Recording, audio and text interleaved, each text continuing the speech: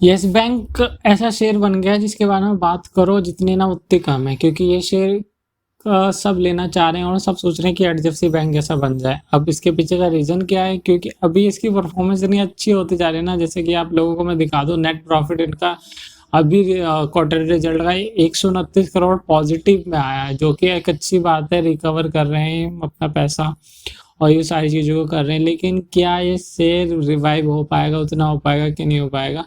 और मैं अगर इसकी जेन्युइन चीज़ आप लोगों को बताऊं तो ये बिल्कुल मेरे को पता है किससे लग रहा है। ये शेयर बिल्कुल सरकारी बैंक की तरह लग रहा है मुझे, जितना इसको मतलब सरकारी बैंक का आप लोगों को मैं बताता हूँ सीधा सीधा हिसाब।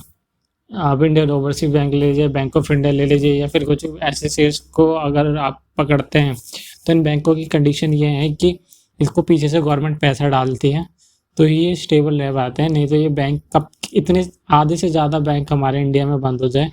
इतने डिफ़ॉल्टर हुए हैं, इतनी ज़्यादा डिपॉजिटर्स का जो पैसा है उस हिसाब से वो उन पे लोन्स देते हैं, और वो जो जिनको लोन देते हैं वो इतना ज़्यादा डिफ़ॉल्ट कर जाते हैं कि कोई उसकी हद नहीं। वो एक क्राइटेरिया को फॉलो ही नहीं करते जो आरबीआई ने गाइडलाइंस बनाई है किस हिसाब से उनको लोन्स देना चाहिए। रिश्तेदारी में आके वो लोन्स दे देते हैं, और आपको पता है ब्राइब चीज़ें तो चलती रहती हैं हमारे इंडिया में। उसी हिसाब से बैंक का बहुत ज़्यादा काम खराब चल रहा है। मैं आप लोगों को बताता चलूँ, जो बैंकिंग सेक्टर में सबसे अच्छा काम जो कर रहा है एचडीएफसी बैंक कर रहा है। और अगर मैं आपको रिसेंट एग्जांपल दूँ तो आप देख के हैरान हो जाएंगे। कोटक महिंद्रा के अगर मैं मार्केट कैपिटल अगर कंपैरिजन करूँ आपको आपके एसबीआई बैंक के साथ में, तो वो बहुत ज़्यादा मार्केट कैपिटल डाउन आती है, क्योंकि अप्रॉक्स आप लोगों को मैं अभी नंबर्स दिखा दूंगा, वहाँ पे आप जाकर देख के हैरान हो जाएंगे। जैसे कि आपको एसबीआई की दिखाऊं तो एसबीआई का मार्केट कैपिटल अप्रॉक्स 2 लाख के आसपास दिख रहा था मुझे, 2,17,626। एसबीआई पूरे हमारे इंडिया में फैला हुआ और एक्सपेंस काफ़ी ज़्यादा किया हुआ है। अगर उस हिसाब से अमेजोन का माना जाए तो उसने पूरा एक्सपेंस किया हुआ, तो उसका तो देखिए शेयर प्राइस कहाँ भागा हुआ। उसका शेयर प्राइस हम देखते हैं तो 250 रुपये के आसपास में, वो भी जस्टिफाई नहीं कर रहा। 350 से ऊपर ही मुझे जैसे कि हमें पता है कि ये जिस हिसाब से रहता है। वहीं पे आप देखेंगे कोटक महिंद्रा बैंक का 3,80,979 करोड़ रुपए, कोटक महिंद्रा बैंक। इसके आगे कुछ भी नहीं है ये, मतलब समझ रहे छोटा बैंक है तब ये हिसाब से इसका रेट है इस हिसाब से। तो इस हिसाब से हमारा बैंकिंग सेक्टर काम कर रहा है। और अगर इसकी कंपैरिजन करूँ, अगर ये सही से फंक्शन सारी चीज़ें कर रहा है, अगर ये सही से फंक्शन सारी चीज़ें करता था 100-150 रुपये इसको जाने में कोई दिक्कत नहीं आएगी।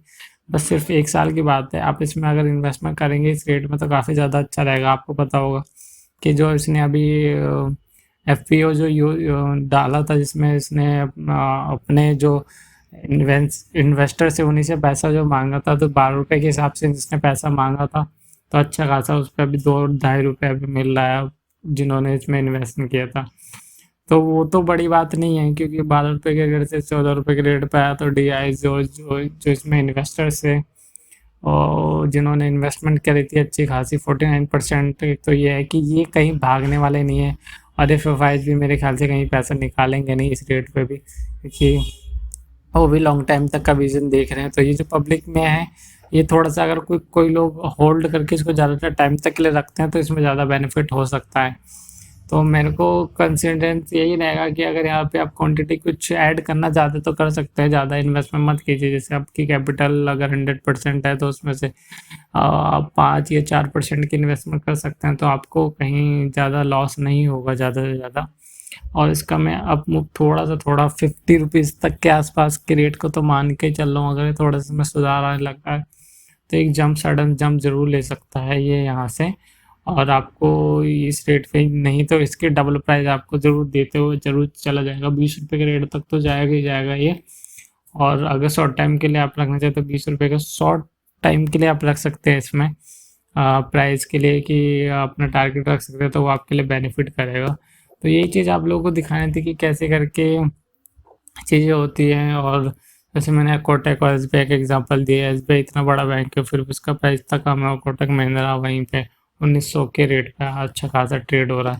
तो ये चीज़ें दिखाती हैं हमें कि किस हिसाब से चीज़ें काम करती है शेयर मार्केट में, और जिस हिसाब से येस बैंक है अभी उसमें सुधार आ रहा है।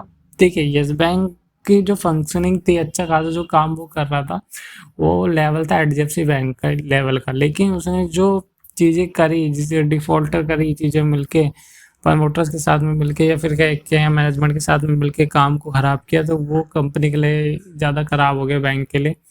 तो यही अगर ये चीज़ को अगर ये दोबारा नहीं दोहराते तो ये बैंक काफ़ी अच्छा बाउंस बैक कर सकती है और हमें अच्छा खासे एग्जाम्पल मिल सकता है कि कैसे अगर उसे सही मैनेजमेंट के साथ में चलाया तो अच्छा खासा काम कर सकते हैं। ये अच्छा खासा बैंक है यार, मतलब आप रिसेंटली अगर हर बड़े शहर में देखेंगे तो इसका बैंक रहता है और अच्छी खासी इतना बड़ा बैंक है। और गवर्नमेंट ने भी अच्छा करा इस बैंक को रिवाइव करके करा कि इसको बचा लिया गया, जिस हिसाब से ये चीज़ हो रही थी मर्जर के लिए अप्रोच करा काफ़ी बैंकों के साथ में, और फिर इसको इन्वेस्टमेंट करा, इसके ऑपरेशन चलाने के लिए पैसे इसके लिए अरेंज करे, और ये सारी चीज़ें काफ़ी अच्छी रही।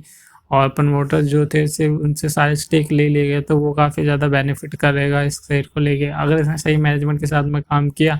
और वो जैसे कि आप देख ही रहे होंगे, अभी इसका रिसेंट में आप लोगों को दिखा दूँ तो यहाँ पे देख रहे हैं ग्रोस एनपीए थोड़ा सा अगर ये 10 से नीचे हो जाता तो काफ़ी ज़्यादा और अच्छा होगा।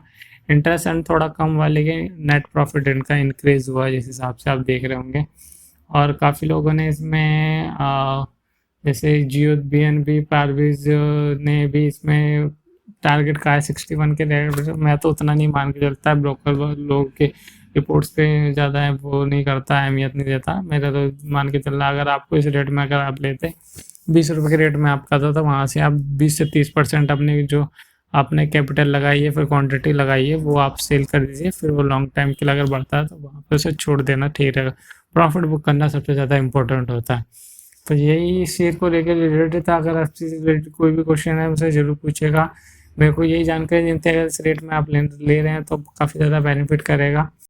रिलेटेड कोई भी क्वेश्चन अगर आपके हैं तो ज़रूर मुझे पूछेगा, या फिर इससे अलग भी कोई भी क्वेश्चन है तो वो मुझसे पूछ सकते हैं। मैंने गिव अवे के लिए भी डाला हुआ है, जैसे 10,000 सब्सक्राइबर होता है तो वहाँ पे मैं 1,000 शेयर देने की मैंने बात करी है। आप जल्दी जल्दी चैनल को सब्सक्राइब जरूर कीजिए, आपके लिए बेनिफिट होगा और ऐसे गिव अवे मैं करता रहूँगा। और मिलता हूँ आपसे नेक्स्ट वीडियो में।